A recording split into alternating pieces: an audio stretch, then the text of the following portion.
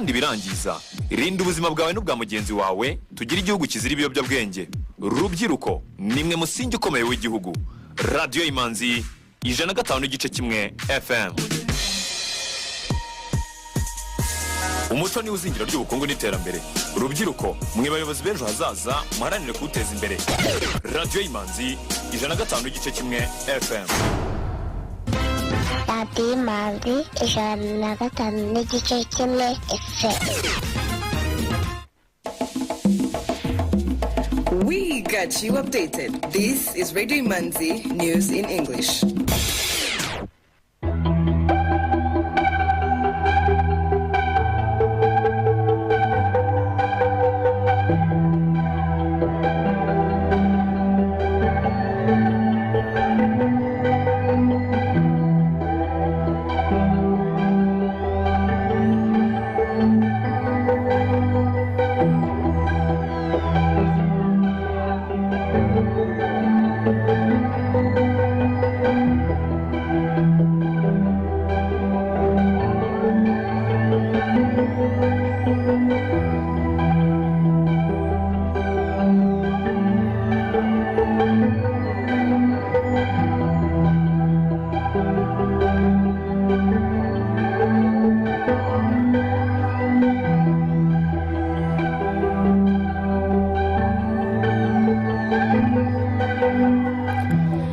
Tuned to Radio Imanzi, broadcasting from Kigali.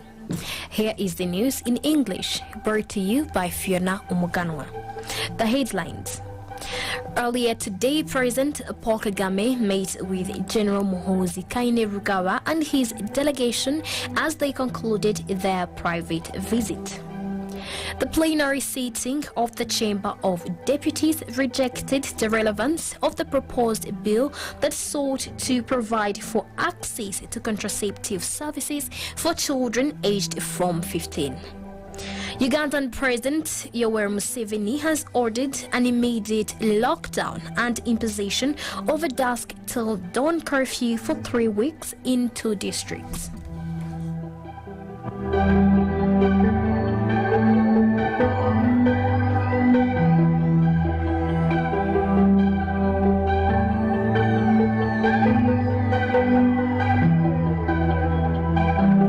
Welcome back.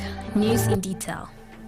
President Paul Kagame earlier today met with Uganda's first son, General Muhoozi Kainerugaba, and his delegation as they concluded their private visit. The meeting comes a day after the president went to his farm with General Muhoozi along with his delegation, where he gifted them cows. President Kagame also gave cows to the spokesperson of the Rwanda Defense Force, Brigadier General Ronald Rwivanga, and Ugandan journalist Andrew Mwenda. Later today, the head of state also received Wamkele Mene, the Secretary General of the African Continental Free Trade Area, for a briefing on the implementation progress of the trade agreement. The plenary sitting of the Chamber of Deputies rejected the relevance of the proposed bill that sought to provide for access to contraceptive services for children aged from 15. Currently, contraceptives are not allowed for children in Rwanda.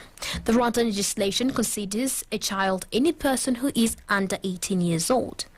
Some of the reasons put forward by the Member of Parliament who opposed the move include cultural considerations and faith. During the debate, some MPs said there is a need for consultations and dialogue with various categories of Rwandans, including faith-based organizations, so as to get their views about the proposal. Talking about why they initiated the bill, MP Gamariel Bonimana said they based on the increasing number of teenage pregnancies, indicating that 20,000 teens are impregnated annually, with that number being 23,000 last fiscal year. Another factor, he said, is that the National Family Planning Policy bases on 15 years as the age when a girl could start using family planning methods. He said they wanted to match the policy and the law. MP Marie Mediatrice Isabiliza said teenage pregnancy is an issue of the society in general, not the child, pointing out that it should be considered not through addressing its consequences, rather its root causes. She said the issue at hand concerns morality, including some parents who have ignored their responsibility to provide information to their children, educate them at a tender age. According to the National Family Planning and Adolescent Sexual and Reproductive Health Strategic Plan from 2018 to 2024, to maintain the accelerated pace of contraceptive uptake, Rwanda will need to focus on developing strategies for reaching new users such as postpartum women, unmarried women, sexually active adolescents and young adults, as well as decreasing discontinuation, particularly the younger cohort of aged 15 to 19. Going forward, Mbonimana said the team will implement the recommendations of the Member of Parliament, including further consulting different stakeholders such as faith-based organizations and parents so that they get their views. He says they'll improve the bill and bring it to the plenary session again for consideration. A female assessment mission service instructor's course started at the police training school in Gishari in Gwamagana district. The 5-day pre-selection assistance and assessment team course brought together 24 police officers from 6 East Africa Standby Force member states. Commissioner of Police Robert Niyonshuti were officially opening the course on behalf of the Rwanda National Police leadership, said it signifies the commitment of East African Standby Force member states to empower women in maintaining and sustaining a fully operational and multidimensional integrated standby force ready to respond to emerging crises. The national carrier Rwanda Air says it will, effective November 60th, launch direct flights to London Heathrow as the airline looks to cater for its growing demand. Rwanda Air says it will, effective November 6th, launch direct flights to London Heathrow. Rather, passengers travelling to London have been going through Brussels for the past 5 years. Rwanda noted the move will see 4 direct flights a week, an increase from the airline's indirect 3 times a week service. According to Rwanda's chief executive Yvonne Imanzi Makolo, Rwanda's new direct flights will increase access for visitors looking to see the country's famous mountain gorillas, experience Rwanda's majestic scenery, and go on a safari at Akagera National Park. Residents of Nyange sector in Musanze district say they travel a great distance to access health care because the health post that's used to be located there is no longer open. They asked the district to open the health post so they wouldn't have to go far for the medical care they require. The district is aware of the issue, according to Axel Kamanzi, the deputy mayor in charge of social welfare, and the health post will be up and running and operational once more by the end of next week. With support from administrative districts, communities and partners, the Ministry of Health has since August 2021 established 1,179 health posts that provide basic health services nationwide to underserved communities.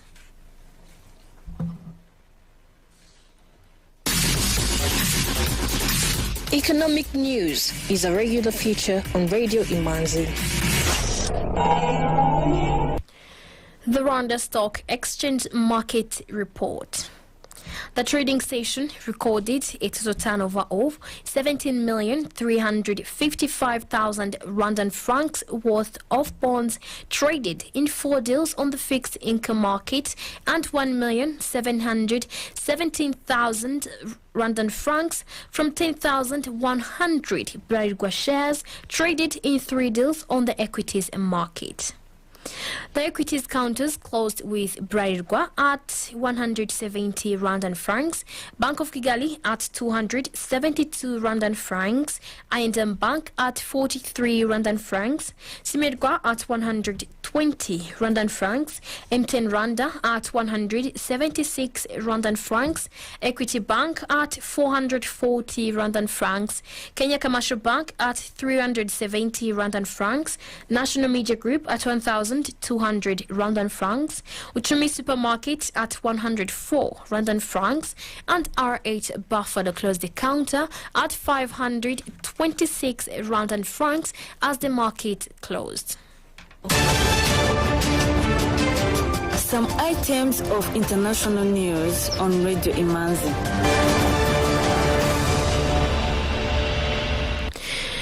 Ugandan President Yoweri Museveni has ordered an immediate lockdown and imposition of a dusk till dawn curfew for 3 weeks in 2 districts in a bid to stop the spread of Ebola.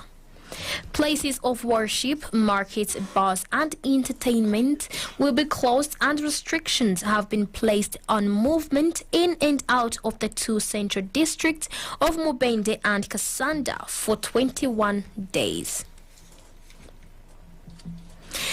Ghana cedis have slumped, becoming the world's worst performing currency this year. The currency depreciated as much as 3.3% before paring the loss to 11.275 against the dollar in the capital Accra. That took its losses this year to more than 45%, the most among 148 currencies tracked by Bloomberg. UN's Director General Antonio Guterres warned that the situation in Ethiopia was spiraling out of control as fighting raged in north of the country and the government vowed to seize control of airports and other sites in Tigray.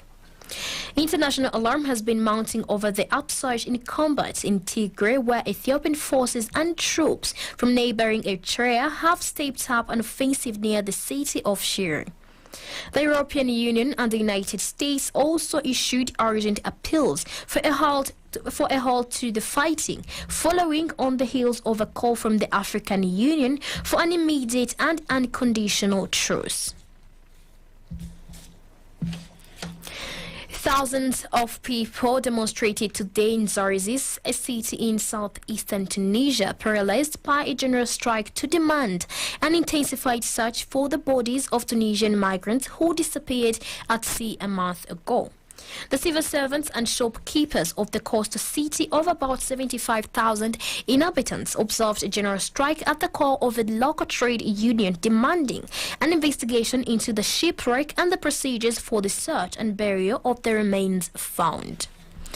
With that, we come to the end of tonight's edition.